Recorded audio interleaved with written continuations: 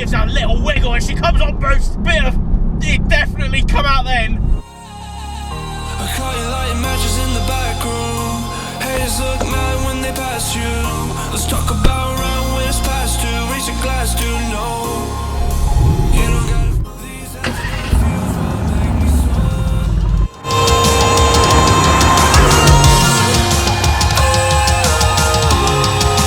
you don't gotta fight alone.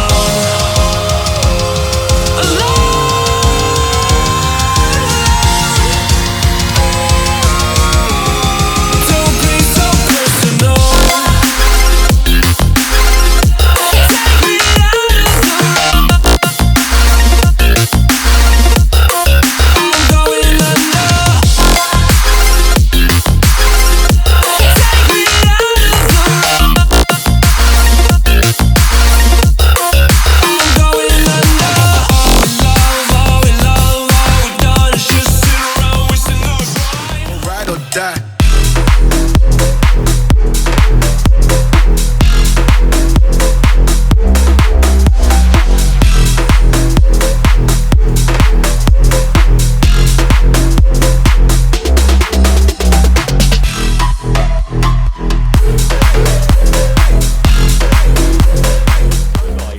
Welcome back to the channel. Today, as you can see behind me, the guys at Saxton 4x4 have let me loose on the Essex B roads in this AMG GTR. Now, as B road bashing goes, today's gonna be a good day. This thing is probably up there with one of the best B road bashers you could ever buy. When I actually had the chance to go around the ring in Germany, there was a fair few of these out there, so I've seen them on full chat, I've seen what they're capable of, but today I'm going to experience what it's actually like to drive this thing on the UK B roads. But first, guys, as ever, we're going to go through with a walk around on this thing, because as usual I want to show you guys exactly what this car is all about. So it's a 2018 AMG GTR with the signature performance green Magno green that it came from the factory, and so this was actually a premium extra to have this car in green when it came out. But this one has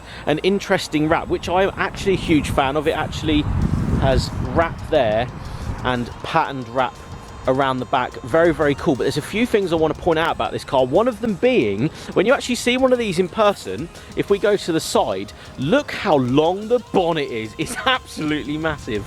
Obviously to cater for that huge, absolutely monstrous twin turbo lump up front. Monster of a car, this. I actually can't believe it's sat in front of me. But what I like about most is the dimensions when you actually see one of these in person. How wide and long the front is. As I've already said, it's hugely long, the front of this, but how wide the actual arches are at the front and how wide the rear end is with the wing as well. We'll come around the back and show you guys, because as a car enthusiast, this thing sits just like you want every car to. Huge exhaust systems, got one here, one there, one in the middle. Monster of a thing, this. The dimensions again in person are a lot more than I can ever show you guys on camera. We'll just come inside to this beautiful interior. Alcantara on there with the Alcantara in the seats. Very, very beautiful Alcantara pillars here as well, with all the traction control switches in the middle. Phenomenally set out, this thing, with the AMG crest there as well. I love this seatbelt colour though, with the green. I know it sounds really weird, yellow and green, but it really works. Yellow stitching around the actual steering wheel there as well. Very, very beautiful place inside. Fantastic sound system as well, and the heating is phenomenal as well, even down to this. Look at this, such good stitching and everything. Such a quality product from Mercedes. But I am not here to tell you guys how good this car is, because I think you'd already know. If you've clicked on this video, you'll know full well what this car is capable of, what it's about, horsepower, all that business. So we're not going to talk about that. We are going to go and enjoy this as car enthusiasts. This being one of the best cars that's ever been created for tracks and just enjoying driving. What's it actually like to drive? So I'm going to warm the car up, warm them rear tyres up as well, because this thing goes sideways incredibly easily on these greasy roads. Let's jump in the car, guys. Let's go for a pretty good drive in this thing. Let's go and enjoy it as car enthusiasts, because that is what my channel is all about. Getting crazy cars and going for a drive. So let's do it. But we still wake up from our sleep. I'll be home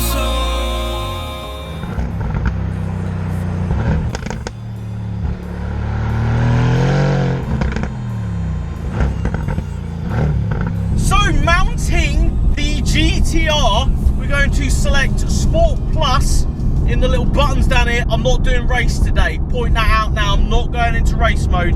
I haven't got the downstairs for that. If I'm quite honest, this thing will snap in an instant, as I have seen, heard, and just sort of experienced as the traction control comes in at every possible second in this thing, in this weather. I'm gonna go pick a lovely bit of road and whoa!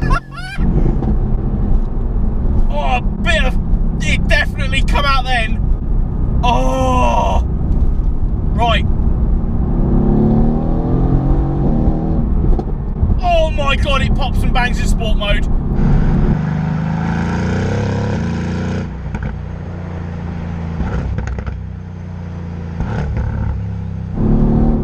Oh dear. Do you know, 585 I think it is in this. Wow, wow, wow. It's how aggressively it comes on. Oh, stuff is just falling out. The phone's fallen over. It's so aggressive with how it comes on. There's no turbo lag. Even fifth gear, then it's just like, no, we're going forwards. Oh, the pops and bangs. Do you know? It gets you in the stomach at any point, because the grip is on another level. The turning from the front end is ridiculously light feeling. Oh, she gives a little wiggle and she comes on boost. Oh, this car is so naughty. It actually wants to punch you in the face and love you at the same time. That's my, that's my thoughts on it.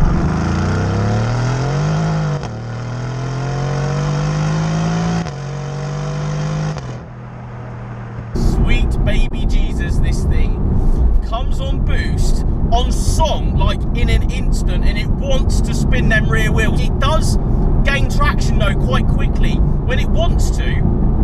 So fourth gear. Oh, there she is. Wow. Yeah, when it actually hooks any gear, there's huge amounts of torque. It just unloads it instantly onto your lap or into your, I don't know, face. It's quite mind-bending. It's very, very fast, but it's not necessarily the pace of how fast it is, it's the way it does it. Do you know, the best thing about cars like this, and I understand the price, I could never afford something like this in my wildest dreams, but it is absolutely phenomenal, the engineering that goes into a car like this. I think we've all seen it on, you know, Grand Tour, Top Gear, whatever it was on at the time this car came out. It was mind-bending, and then to drive it and actually experience it, you know, down some B roads. We'll select second gear, we'll just chuck the front in. It does not perform the way it looks, in my opinion. It's very long, and I understand that's, you know, for good reason, that the engine is sort of mid in the car, you know, mid front engine, but it's near the front axle, if that makes sense. You know what I'm talking about. I'm just, sorry, a bit excited over this thing, trying to get my words out. It is, you can feel that it is very, very compliant with how the car looks as to how it feels to drive. It looks a bit funky, and the bonnet is incredibly long, but you understand why. Oh, it's bloody fast. Jolly fast. And the turn in, I tell ya, it doesn't turn in like that long bonnet's there. When I turn in, I am at the corner. There is no sort of hesitation between the two. God, it sounds good as well. And the gearbox is aggressive at best. It's easy going through gears, but it does just... You've got to catch it when it comes out though. Although I've got the traction control completely on, it's not off, it's not even on the dial down here, the traction control dial where you can layer in the severity of the traction control. I'm not playing with that today, it's way too cold outside for that. God, it's just, it darts. Like, you pick a point in the road and it will quite happily put you in that position. Do you know what it is, right?